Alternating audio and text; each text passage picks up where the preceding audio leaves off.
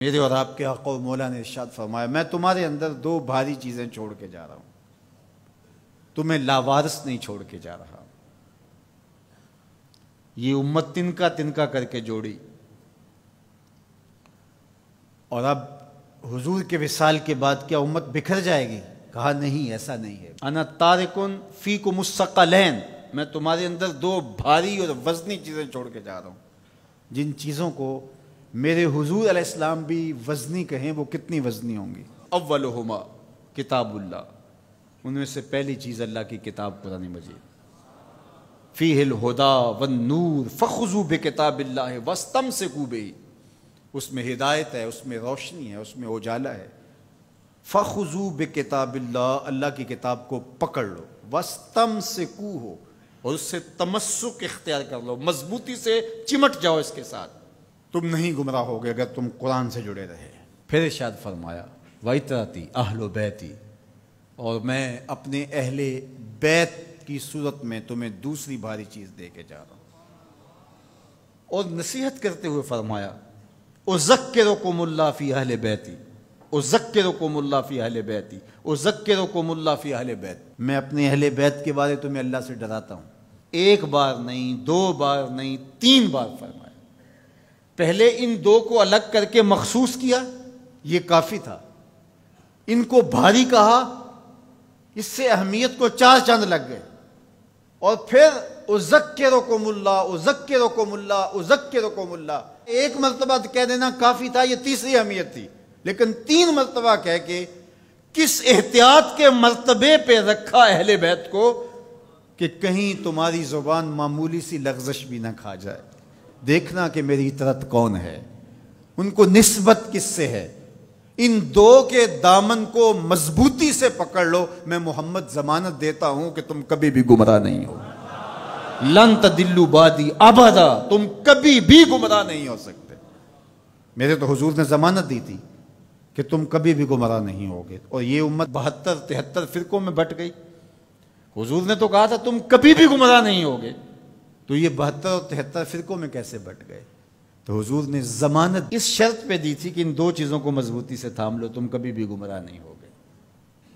تو گمراہی اس لیے ہوئی، کسی نے قرآن کو چھوڑا، کسی نے اہل بیت کے دامن کو چھوڑا، کسی نے قرآن پکڑ کے دہائی دی لیکن اہل بیت کا بغض سینے میں پلتا رہا، اور کسی نے اہل بیت کے نام کا جھنڈا تو اٹھایا لیکن قرآن کو چھوڑ دیا، قرآن کو ترک کر دیا، اس کے پارے بھی پورے نہ مانے، گمراہ ہو گیا۔ اسے مبارک ہو جس کے ایک ہاتھ میں قرآن ہے، ایک ہاتھ میں اہل بیت نبوت کا دامن ہے، دونوں کو مضبوطی سے تھام لوگے کبھی بھی گمراہ نہیں ہوگے۔ قرآن تھیوری ہے اسلام کی، اور اہل بیت نبوت پریکٹیکل ہے، عملی مشق ہے۔ دوسری بات ارشاد فرمائی، میرے اہل بیت کی مثال حضرت نوح علیہ السلام کی کشتی کی طرح ہے، جو اس پہ سوار ہو گیا نجات پا گیا، جو پیچھے رہ گیا غرق ہو گیا۔ یہ نکلتا ہوا فتنوں کا پانی، گھروں سے فتنے، باہر سے فتنے، ممبر و محراب سے فتنے، سوشل میڈیا سے فتنے، الیکٹرانک میڈیا سے فتنے، درس گاہوں سے فتنے، دانش گاہوں سے فتنے، فتنے ہی فتنے نمودار ہو رہے ہوں گے۔ فتنوں کے سیلاب میں تمہارا ایمان، تمہارا دین، سب کچھ بہہ جائے گا، بچے گا وہی جو سفینہ آل مصطفیٰ میں بیٹھے گا۔ میری آل کی مثال حضرت نوح علیہ السلام کی کشتی پہ ہے۔ اب کنارے لگنے کا راستہ، کشتی میں تو بیٹھ گئے لیکن جانا کدھر ہے، ساحل کدھر ہے؟ تو کہا اصحابی کالنجوم فبأیہم اقتدیتم اہتدیتم، میرے صحابہ کی مثال ستاروں کی ہے، جس کے پیچھے لگو گے منزل مراد پا جاؤ گے، ساحل مراد تک پہنچو گے۔ کشتی میں بیٹھ گئے ہو، سلامتی ہے، نظر ستاروں پہ رکھو۔ جو ستاروں پہ نظر تو رکھتا ہے لیکن کشتی پہ نہیں بیٹھتا، اپنے بازوؤں پہ اعتماد کرتا ہے، مجھے نہیں ضرورت، تو وہ کتنی دیر اس سیلاب میں تیرے گا؟ کسی تیز تھپیڑے کی نظر ہو جائے گا، جاں گواہ بیٹھے گا، ایمان گواہ بیٹھے گا۔ اور جو کشتی میں تو بیٹھ جاتا ہے، کہتا مجھے ستاروں کی ضرورت نہیں ہے، تو وہ گھومتا رہے گا ان تھپیڑوں اور ان بھنوروں کے اندر، منزل مراد اس کو نصیب نہیں ہوگی۔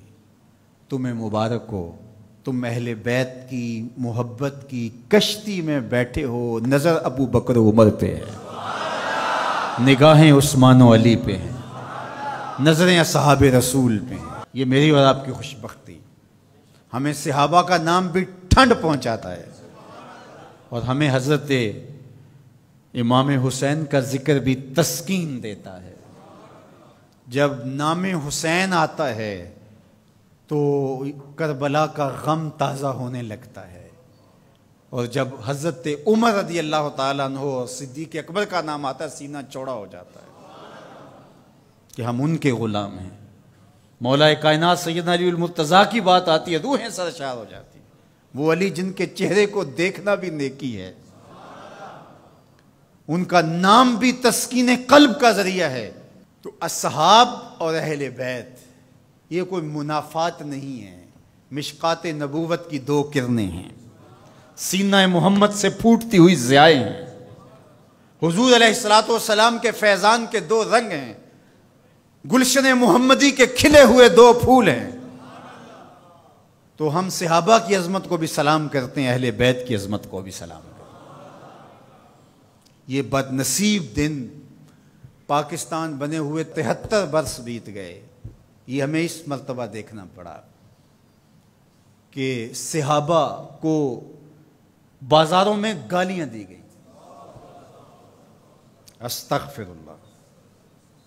حضرت ابو بکر صدیق رضی اللہ تعالی عنہ سے لے کے حضرت امیر معاویہ رضی اللہ تعالی عنہ تک حضور کا ہر صحابی عظمتوں کا مینار ہے، رفعتوں کا بام عروج ہے، اور ان کی تعظیم اور ان کی تکریم ہماری زندگی کا حصہ ہے۔ یار صحابی تو وہ ہے جس نے حضور کی صحبت پائی اور ایمان کی دولت سے مالا مال ہوا، وہ مٹی جو حضور کے نالین سے جڑی ہے وہ بھی ہماری آنکھوں کا سرما ہے۔ تو بات چل رہی تھی کہ یہ دین ادب کا دین ہے، لیکن بد قسمتی سے یہ باہر سے جو شرارتیں ہو رہی ہیں وہ تو ہو ہی رہی ہیں، لیکن ان دنوں میں جس پہ بات کی جا رہی ہے یہ تو کلمہ گو لوگوں کی کہانی ہے۔ سیدنا صدیق اکبر رضی اللہ تعالی عنہ کی تکفیر کرنے والے بظاہر کلمہ نہیں پڑھتے، صحابہ کو ننگی گالیاں دینے والے کیا کلمہ گو نہیں ہیں؟ اور منبر پہ بیٹھ کے ایک طرف اسی اسلام آباد کے اندر حضرت سیدنا صدیق اکبر رضی اللہ تعالی عنہ کی تکفیر کی گئی، دوسری طرف اسی اسلام آباد کے اندر یزید کو حضرت یزید امیر المومنین کہا گیا اور اس کے قصیدے پڑھے گئے۔ یہ انہی دنوں میں ہوا۔ یہ دو انتہائیں ہیں۔ میں آپ کو پھر مبارک دیتا ہوں، میں آپ کو 1000 بار مبارک دیتا ہوں، میں آپ کو 1,00,000 بار مبارک دیتا ہوں، میں آپ کو کروڑوں مرتبہ مبارک دیتا ہوں۔ تمہارے ایک ہاتھ میں قرآن ہے، دوسرے ہاتھ میں اہل بیت رسول کا دامن ہے۔ تمہاری ایک آنکھ صحابہ ہیں، دوسری آنکھ اہل بیت ہیں۔ تمہارا سینہ ابو بکر صدیق کے نام سے بھی ٹھنڈا ہوتا ہے، مولا کائنات سیدنا علی المرتضیٰ کے نام سے بھی ٹھنڈا۔ حضرت سیدنا علی المرتضیٰ فرماتے ہیں حضور نے میرے بارے میں فرمایا، مسند احمد میں روایت ہے، مشکات میں ہے، نہج البلاغہ میں ہے۔ اگر کوئی مسند احمد اور مشکات کو نہیں مانتا تو وہ نہج البلاغہ کو مانتا ہے، اور اگر کسی کو وہاں تحفظات ہیں تو وہ یہاں حدیث موجود ہے۔ ان سب کتابوں میں، طرفین کی کتابوں میں یہ حدیثیں موجود ہیں۔ حضرت علی خود روایت کرتے ہیں حضور نے میرے بارے میں کہا تیری مثال حضرت عیسیٰ کی ہے۔ یہود نے ان پر تہمت لگائی، ان کی ماں پر تہمت لگائی اور ان کے قتل کے درپے ہوئے، ان سے بغض رکھا، اور عیسائیوں نے، نصارہ نے اتنا مانا کہ ان کو ابن اللہ کہہ دیا، اللہ کا بیٹا قرار دے دیا۔ اقانیم ثلاثہ میں سے ایک اقنوم کہا الوہیت مکمل ہی نہیں ہوتی جب تک یہ جز شامل نہیں ہوتا۔ تو کہا ایک بغض رکھ کے برباد ہوئے اور ایک مبالغہ کر کے برباد ہوئے۔ حضرت علی المرتضیٰ نے فرمایا کہ میرے بارے میرے آقا نے فرمایا یہلک فی رجلان محب مفرط و مبغض۔ علی تیرے معاملے میں آ کے 2 لوگ برباد ہوں گے، ایک محبت کر کے برباد ہوں گے، ایک بغض رکھ کے برباد ہوں گے۔ یہ ترازو ہے، اس پہ آپ اپنے آپ کو تول سکتے ہیں۔